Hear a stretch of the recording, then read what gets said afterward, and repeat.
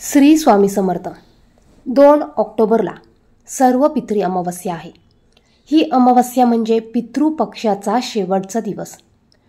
अमावस्येच्या दिवशी प्रत्येक आईने मुलांवरून सकाळीच ही एक वस्तू ओवाळून टाकायची आहे।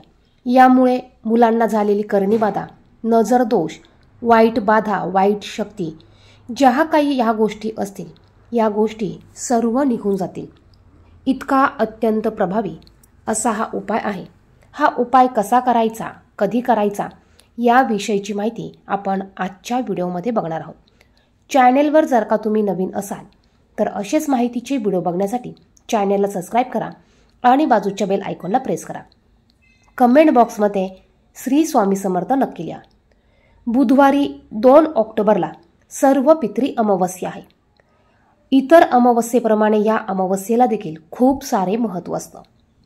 ज्यांचे पित्र करायचे राहिले असतील किंवा ज्यांच्या पित्रांची पूर्वजांची तिथी माहिती नसेल अशा सर्वांनी सर्व पितृ अमावस्येच्या दिवशी पित्र हे करायचे असतात।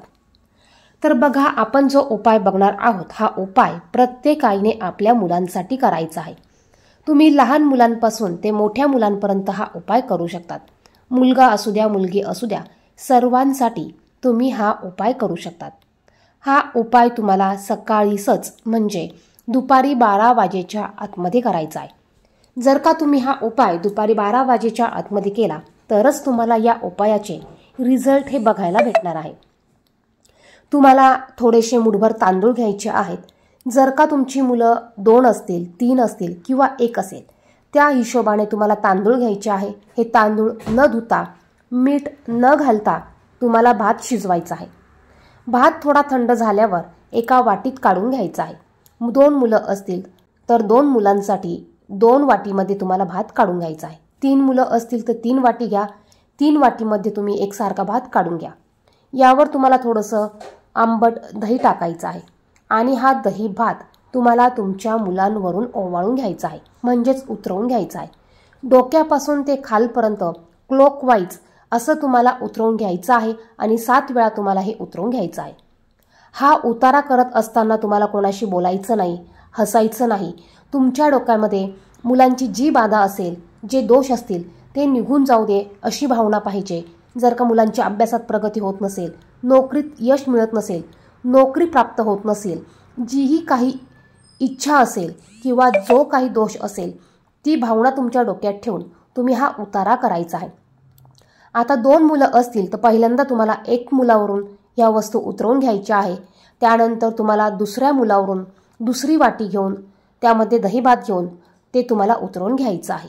त्यानंतर हा दही भात तुम्हाला 2 वाट्यात असेल, 3 वाट्यात असेल किंवा एका वाटीत असेल तर तुम्हाला एका कागदावर काढून घ्यायचा आहे किंवा पत्रावळीमध्ये काढून घ्या, द्रोणमध्ये काढून घ्या आणि हा भात तुम्हाला घराच्या बाहेर जाऊन एखाद्या कुत्र्याला खायला घालायचा आहे।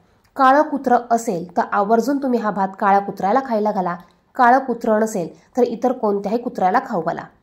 जर का कुत्रे नसतील तर हा भात तुम्ही पक्ष्यांना देखील ठेवू शकतात। हा भात पशु, पक्षी, प्राणी कोणीही खाल्ला तरी चालेल, फक्त हा भात जीवाने खाल्ला पाहिजे। यामुळे तुमच्या मुलात असलेले दोष निघून जातील। वाईट बाधा असेल, करणी बाधा असेल, भूत प्रेत बाधा असेल तर ह्या सर्व गोष्टी यामुळे निघून जाणार आहे।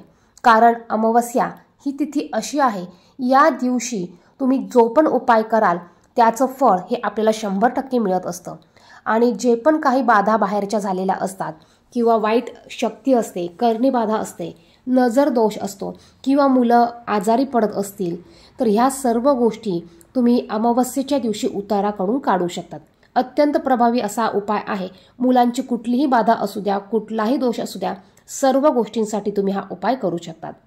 उपाय फक्त तुम्हाला दुपारी 12 वाजेच्या आतमध्ये करायचा आहे आणि मुलांना तुम्हाला बसवताना पूर्व पश्चिम तोंड करून बसवायचं आहे। दक्षिणेकडे तोंड करून बसायचं नाही आणि तुम्हाला 7 वेळा क्लॉकवाईज हा भात उतरवून घ्यायचा आहे। व्हिडिओमध्ये सांगितलेली माहिती आवडली, महत्त्वपूर्ण वाटली तर व्हिडिओला लाईक करा आणि शेअर करा। धन्यवाद।